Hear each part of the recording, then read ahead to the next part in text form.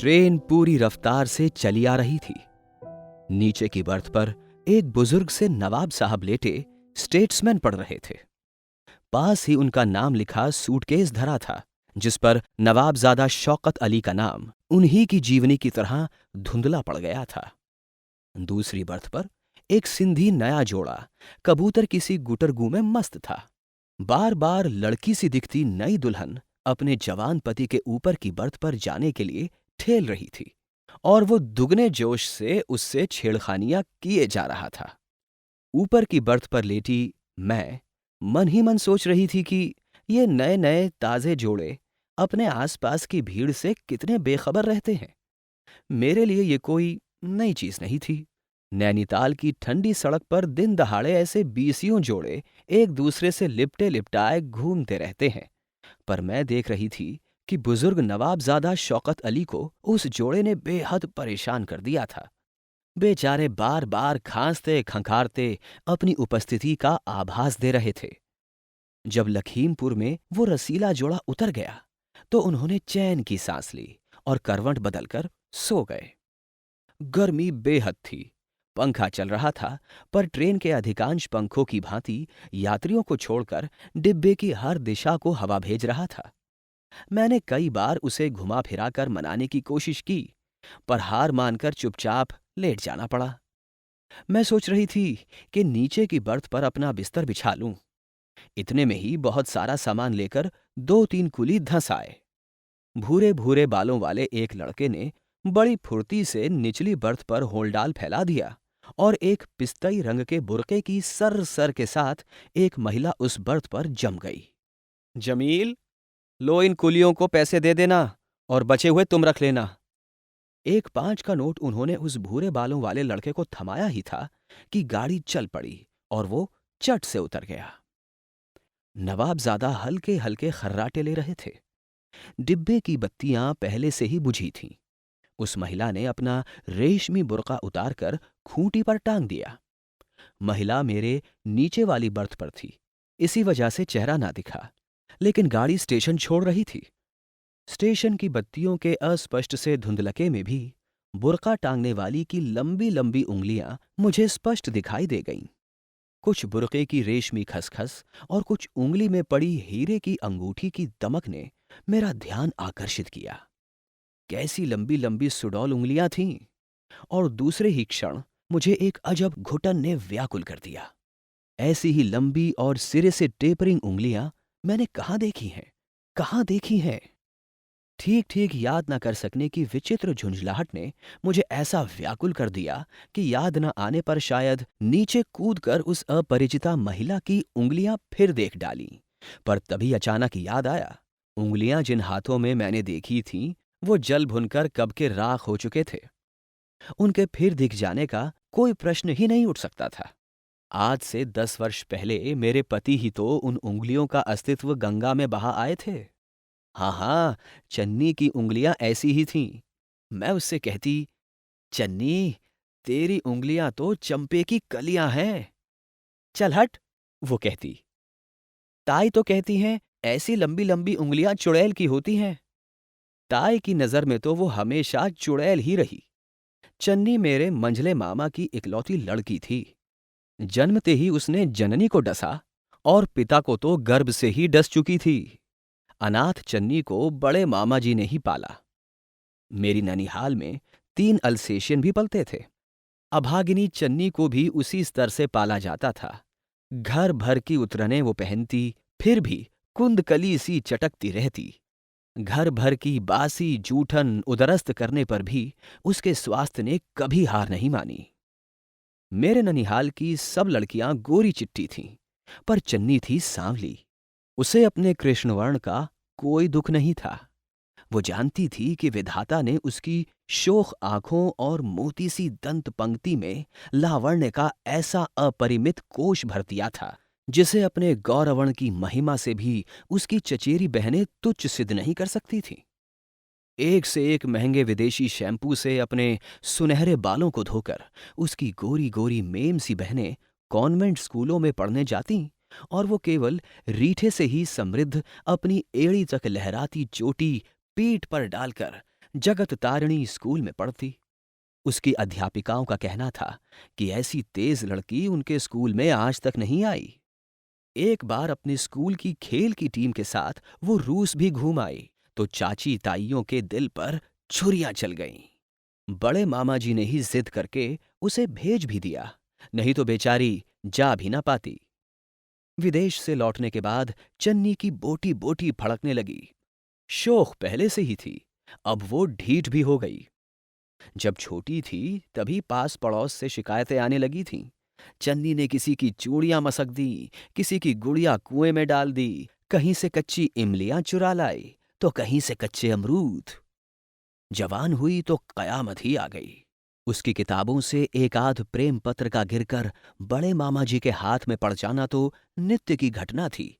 तिस पर मोहल्ले भर के छोकरों की भ्रमरावली उसके इर्द गिर्द मंडराने लगी। होने को तो बड़े मामा जी की लड़की सरला उससे कहीं सुंदर थी, किंतु बड़ी बड़ी आंखों की चंचल पुतलियां घुमाना, खिलखिलाकर हंसी के मंजीरे बजाना, ये सब उसे कहाँ आता।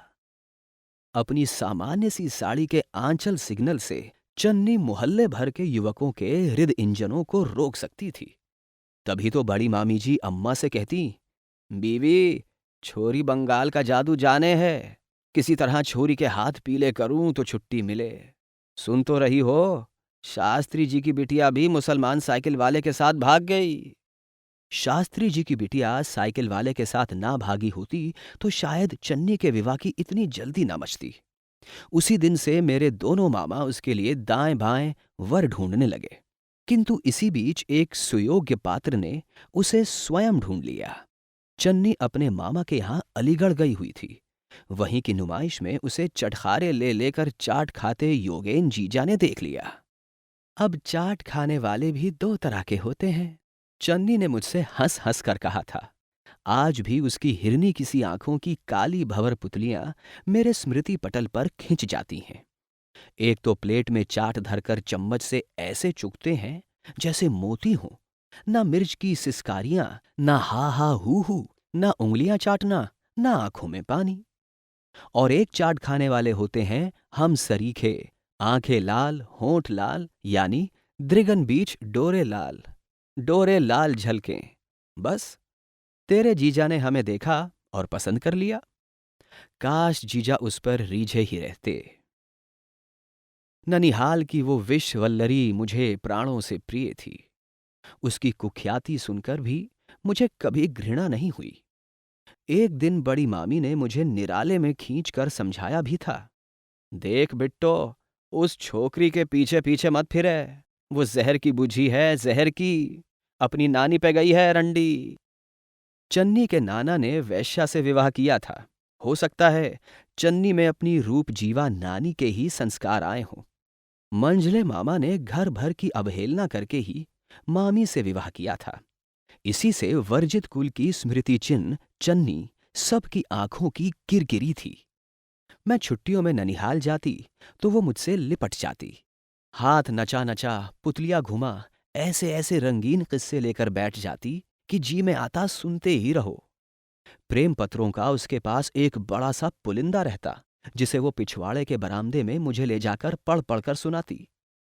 सरला से मत कहना, बड़ी चुगलखोर है, चट ताई से कह देगी, वो कहती, और संकरे पिछवाड़े में पास के पागलखाने से आती दुर्गंध के दुसह भार को वहन कर भी मैं उसके प्रेम पत्रों के रस भंडार का रसास्वादन करती।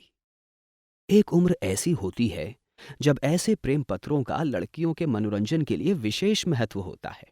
हमारी शायद वही उम्र थी। मैं 16 की थी और चन्नी 17 की। उसी साल चन्नी का विवाह भी हो गया। मुझे आज के विवाह की एक एक घटना कंठस्थ है। भारी जामदानी लहंगे में चन्नी की मुट्ठी भर की कमर दोहरी हुई जा रही थी। उसकी नाक छिदी नहीं थी। इसी से उसकी ससुराल से स्प्रिंग वाली बड़ी सी नथ आई थी, जिसका स्प्रिंग या तो ढीला हो जाता था या घूंघट की उमस से घुटकर चन्नी स्वयं ढीला कर सबके सामने घूंघट पलटकर कह उठती थी, देखो ताई, ये नथ हमसे नहीं संभलती। आंखें दिखाती, दांत पीसती बड़ी मामी दुगना घूंघट खींच देती और उसकी फुसफुसाहट तीखी होकर शायद उसी दिन योगेन जीजा के कानों में पड़ गई।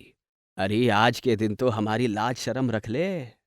योगेन जीजा शायद जान गए थे कि बिगड़ी घोड़ी को लगाम और चाबुक की शान में नहीं साधा तो वो उन्हें भी अनाड़ी सवार की तरह मिट्टी में लिटा देगी। सिर से पैर तक गहनों में लदी चन्नी विदा हुई तो मेरी दोनों मामियों ने निश्चिंत सांस लेकर कहा था, चलो भाई, हमने तो अब गंगा नहा ली। फिर कई साल तक मुझे चन्नी की खबर ही नहीं मिली। मेरे विवाह पर भी योगेन जीजा ने उसे नहीं भेजा। सरला तो कहती थी कि उसके प्रेम पत्रों के पुलिंदे के बारे में किसी ने योगेन जीजा को बतला दिया। क्या पता बताने वाली स्वयं सरला ही हो। फिर सरला के ब्याह में बड़े मामा उसे स्वयं जाकर लिवा लाए। मुझे लगता है उस अभागिनी को बड़े मामा बहुत चाहते थे। इसी से मामी के बहुत बुरा भला कहने पर भी वे उसे लिवाने चले ही गए। और कैसा आश्चर्य कि जीजा ने चटपट भेज भी दिया।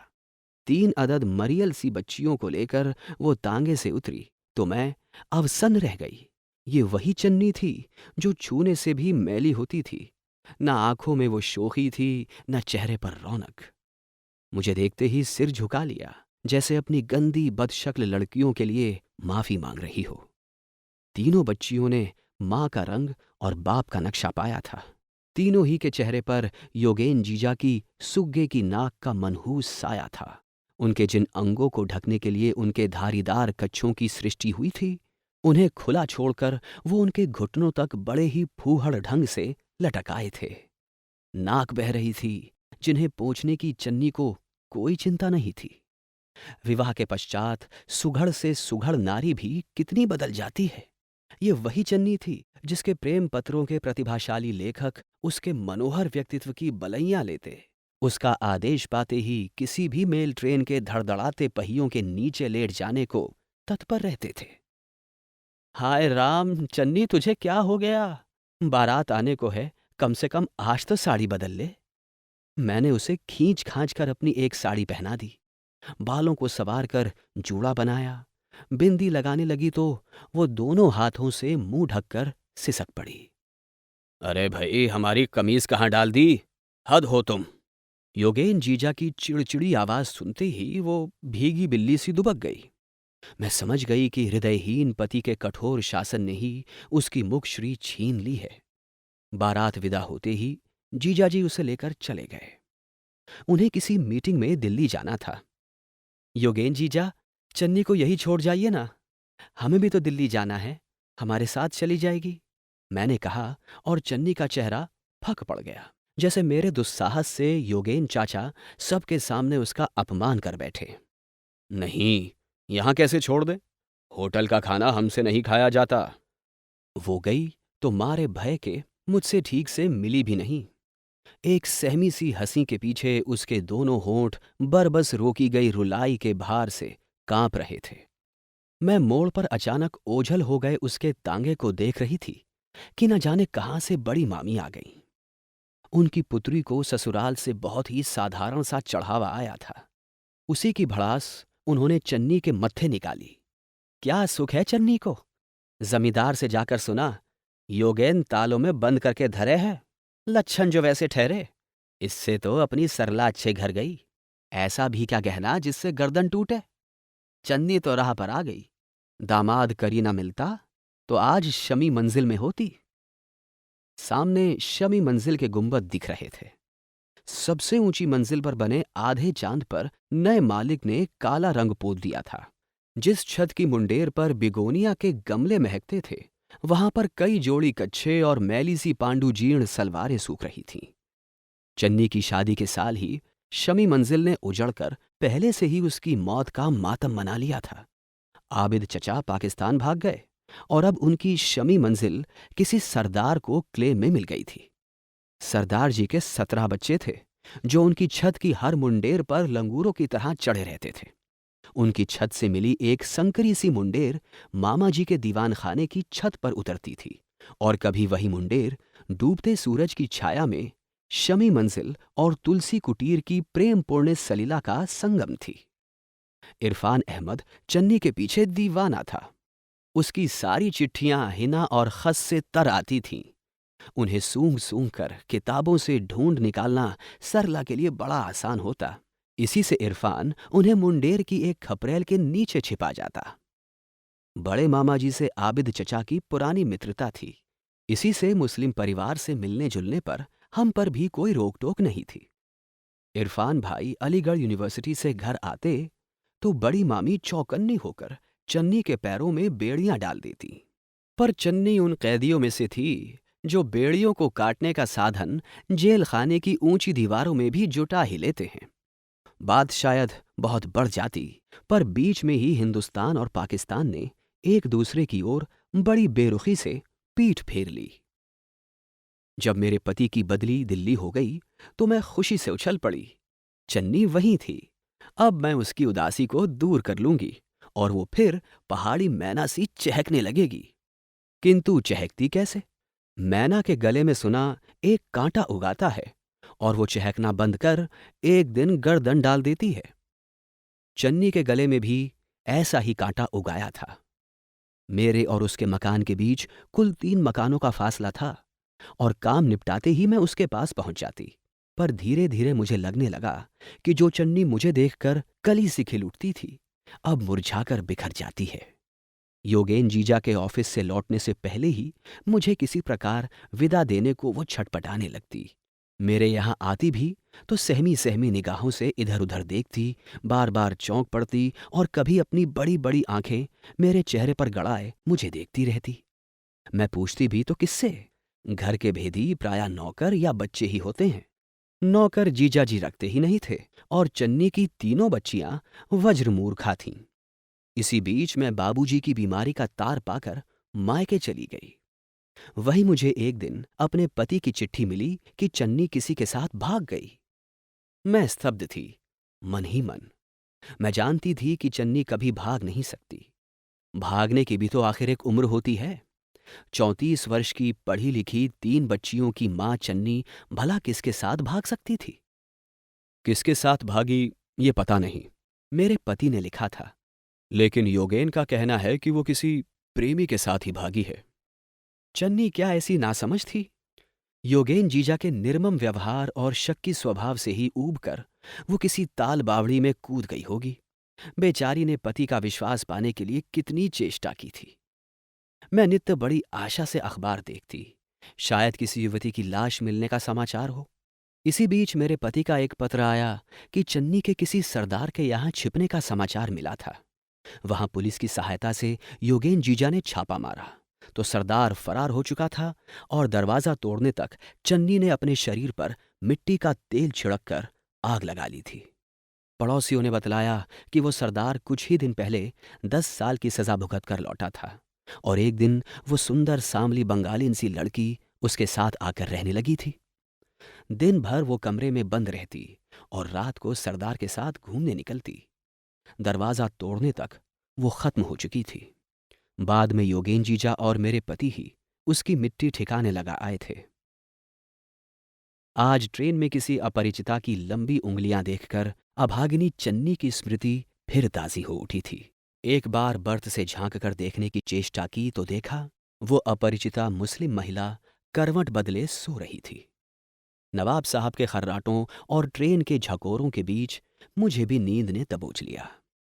काफी देर बाद किसी स्टेशन पर गाड़ी रुकी, फिर चली और फिर न जाने कितने स्टेशनों पर रुकती चलती बढ़ती चली गई। मैं गहरी नींद में पड़ी ही रही। जब उठी तो हल्का गुलाबी उजाला होने लगा था। नीचे झांक कर देखा तो बर्थ खाली थी। लंबी उंगलियों वाली मुस्लिम महिला न जाने किस स्टेशन पर उतर चुकी थी। हाथ में गुड़वा लिए नवाब साहब बाथरूम में घुस गए तो मैं भी बिस्तर से उतरकर नीचे की बर्थ पर आ गई। एक छोटा सा रुमाल शायद वो महिला भूल गई थीं। बड़ा प्यारा सा लेस लगा कैम्ब्रिक का रुमाल था, जिसे देखकर फ्लॉबेर की किसी फ्रेंच नायिका का स्मरण हो आया और न जाने क्या सोचकर मैंने उसे उठा लिया। स्पर्श और भी प्यारा लगा। नाक से लगाया तो मुझे सांप सूंघ गया। कैसी परिचित मीठी खुशबू थी। वही जानी पहचानी मीठी खुशबू जो इरफान अहमद के हिना के तर खतों से आया करती थी। लखनऊ आने तक वो रुमाल मेरी मुट्ठी में ही धरा रहा। वो रुमाल नहीं, जैसे शादी के पसीने से तर चन्नी का हाथ मेरे हाथ में बंद था। घर पहुंचते ही मैंने अपने पति से पूछा, क्यों, उस दिन आप भी जीजाजी के साथ मरघट तक गए थे ना? मेरे पति मुझे ऐसे देखने लगे जैसे मेरा दिमाग फिर गया हो। चन्नी को मरे 10 साल हो चुके थे। हद करती हो तुम भी, आज अचानक क्या याद आई? नहीं, ऐसे ही पूछा, मैंने कुछ खिसिया कर कहा। आप कहते थे ना उसने अपने को जला डाला था, फिर मरघट तक क्या लेने गए होंगे, यही सोच रही थी। इस बुरी तरह जली थी कि पहचान में नहीं आती थी। वो तो दोनों हाथ बच गए थे बस। हाय राम, क्या दोनों हाथ देखकर ही आप लोगों ने उसे पहचान लिया था? मेरा कलेजा बुरी तरह धड़के जा रहा था। नहीं, उंगलियां देखकर। योगेन कहता था कि वैसी लंबी लंबी उंगलियां और किसी की नहीं हो सकती। फिर बाएं हाथ पर गुदना भी तो था। मुझे याद आया, उसके बाएं हाथ पर गुदा फूलों का एक नीला गमला। किंतु क्या उस गमले पर उसका कॉपीराइट था? क्या वैसा ही गमला किसी और के हाथों पर नहीं गुद सकता था? योगेन जीजा ने कहा था कि वैसी उंगलियां और किसी की नहीं हो सकती। जब ट्रेन में मुझे लंबी लंबी उंगलियां दिखीं, यही तो मैं भी जोर जोर से कहना चाह रही हूं कि वैसी उंगलियां और किसी की नहीं हो सकती। पर कैसे कहूं? मेरी बात मानेगा ही कौन? मेरे पास सबूत है परिचित खुशबू से तर छोटे से कैम्ब्रिक के रुमाल का। संसार ऐसी भावुक कमजोर दलील पर विश्वास नहीं करता। फिर उस खुशबू ही को भला कब तक सहेज पाऊंगी? हिना और खस की खुशबू अब चन्नी के रहस्यमय अस्तित्व की भांति धीरे धीरे उड़ती जा रही है। जिस दिन वो बिल्कुल ही उड़ जाएगी, उस दिन शायद मैं भी मान लूंगी कि चन्नी सचमुच ही मर गई।